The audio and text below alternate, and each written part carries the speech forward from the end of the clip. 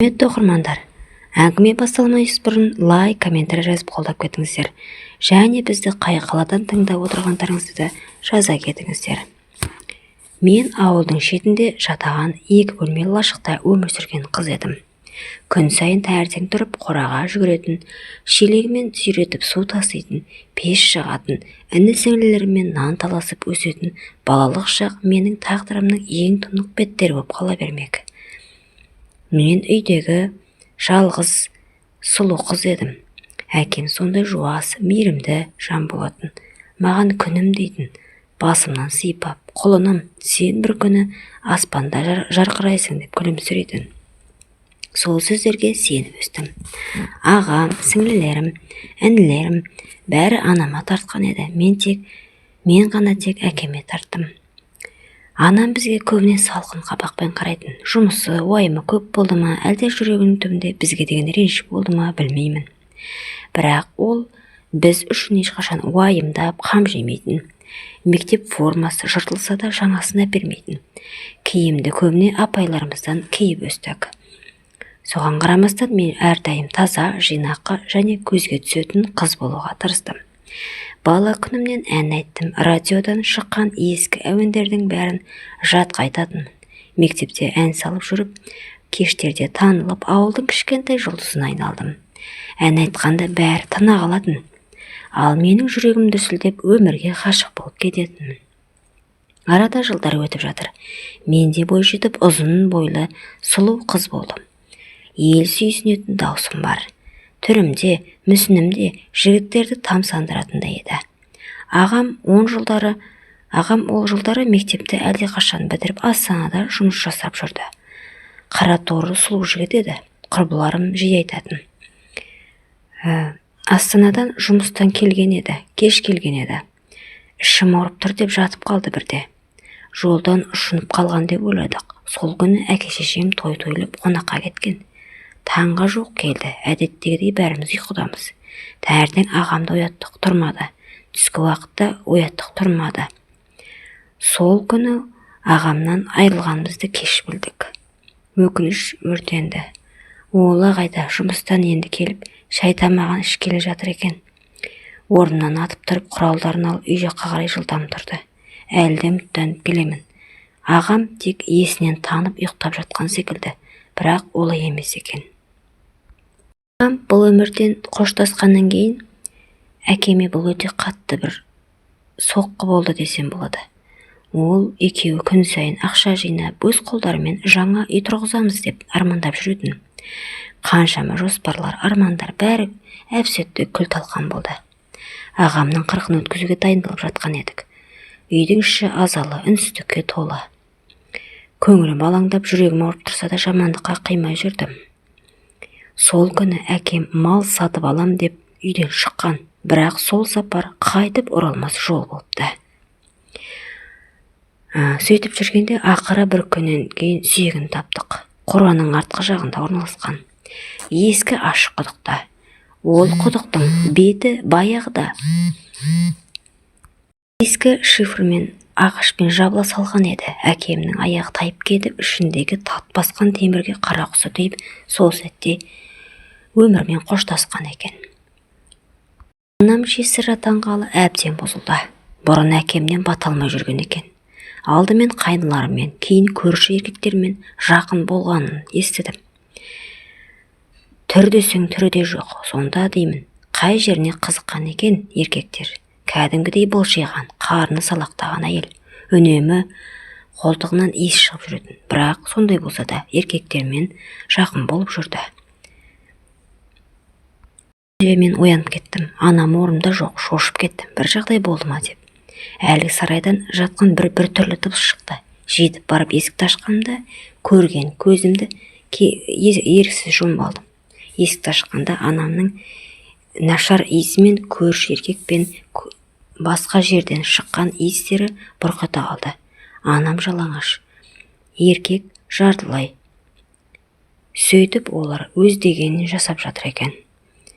Қаншалықты жеркенгенімді сөзбен айтып жеткізу қиын болды. Айы басталған еді. Астана күніне концерт қойылатын болып, клубтағы ағай көлігімен үйге келіп мені алып кетті. Бұрыннан солай әкетіп жүретін. Жасы 40-тан асқан, дайындық басталып, өзімді әнге арнап, беріліп ән шырқап, бәрін ұмытуға тырыстым.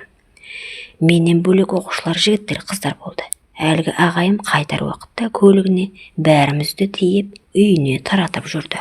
Тек мені ғана қалдырды. Кәдімгідей батып кеткен. Үйдегі дайындықты кешкі 6-да шыққан едім. Түнгі 10:30-ға дейін дайындық болды. Одан оқушылар таратып 11-ден асып барады. Әлгі ағайым қайтар жолды басқа жаққа бұрып алып кетті. Ішім алай-дүлей. Жақында ғана анам мен көрші еркектің бір-бірімен алысқаны көз алдыма келді. Мына ағайды соны жасайтындай көрінді. Ағай, неге басқа жол, қайда баратырмыз деп қорқып, әсер дегенді айттым. Ол маған бұрылып, сені жарқыраған жұлдыз болу үшін дайындықтың бірінші сатысынан өткізейін деп жатырмын деді. Егер әнші болып бай болғың келсе, бәріне көнесің деді. Сөйтіп, көлік айдалаға тоқтады. Әлгі ағайым есігін ашып, мені, егер сен бүгін барыңды көрсетсең, сенің қызығыңды бірінші мен көрім керек. Алдағы уақытта сені танымал әнші қыламын. Қазақстанның атақты әнші етемін деп ағайым өсті.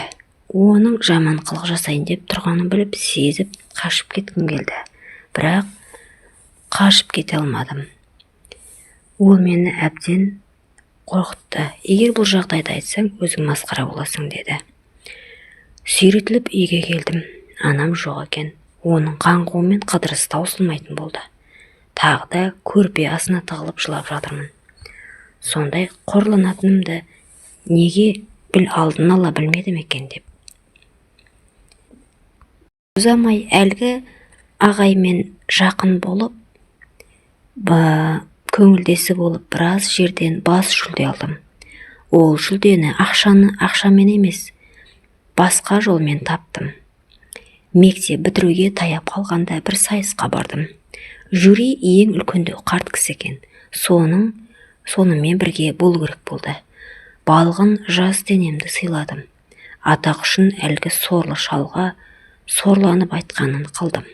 Ертеңіне ұшынып ауырып қалдым. Бояумен әзір жасырынып әрең дегенде сахнада тұрдым. Бас жүлде алдым, бірақ еш уақытта қуанған емес едім. Мектеп бітіруге санаулы күн қалғанда сыныпта құрбымның ағасы әскерден келіп, мектептегі ұстаздарына сәлем беруге ішке келді. Біздің мұғалімге сәлем беруге келген ғой. Сыныпта отырғанбыз. Көбіне сабақ бола бермейтін. Бітіруге дайындық деп апайлар сабақтан босатып қойған. Әлгі сыныптасымның ағасы кіріп келгенде алғаш рет жүрегімді етті. Алғаш рет жігітке ғашық болдым. Баяғы ауылдан көретінмін. Бірақ бұлай аса мән бермеген екенмін. Әлгі жігітке тесіліп қарап қалыппын. Ол да маған күліп қарағандай болды. Сөйтіп, содан сыныптас құрбыма жабысып, ағаңа ғашық болып қалдым. Бұл сондай өзгеріп кеткен. Мәссаған, алғаш рет ғашық болып қалдым деп, сол жерде бүкіл қыздар еститіндей ашық айттым. Ертеңгі сыныптағы құрбым мәз болып келді.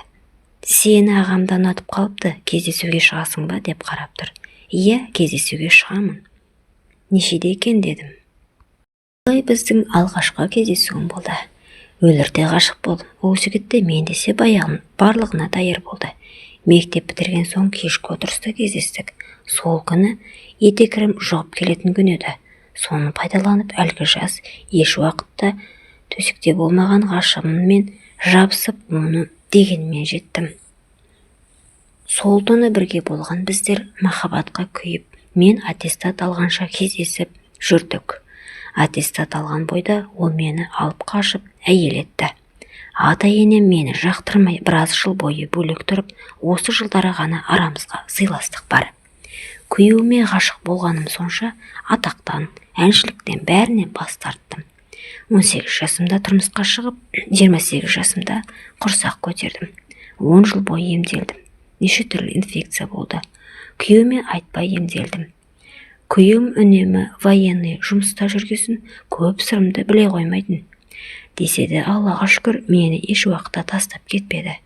Анаммен араласпаймын. Бауырлармен де араласпай кеттім. Інілерім әр қалада қаңғып жүр.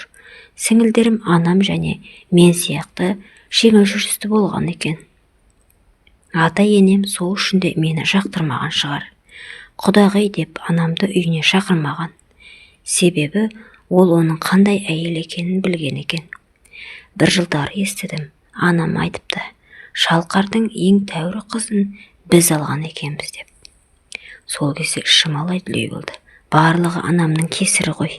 Бірақ өзімнен де кінәм бар. Марқұм әкем біраз уақыт бойы әнші болма қызым деп жиі айтатын еді. Тыңдамап едім. Әттең, әкеме еркелеп, бұртиып жүруші едім. Кезінде мені алдап, керемет сені әнші қыламын деген ағай түрмеге түскен екен. Тағы да оқушы қызды білгенін жасапты. 8-ші сыныпта оқитын әкесі біздің туысымыз анамның көңілдесі болған екен. Оның шешесі қызы үшін күресіп әділ жаза орнатқан екен. Қалай кезінде көз жасыма қарамай сотталған ағайда қызы абыройын төккен әке де мені қорлап еді. Менің жылап айтқан қарғысым орындалыпты. Бірақ туыс сіңіліме жаным ашиды. Тағдыры олай боларын білмедім. Тек әлгі екі азғын жазасын алса екен деп қарғап едім.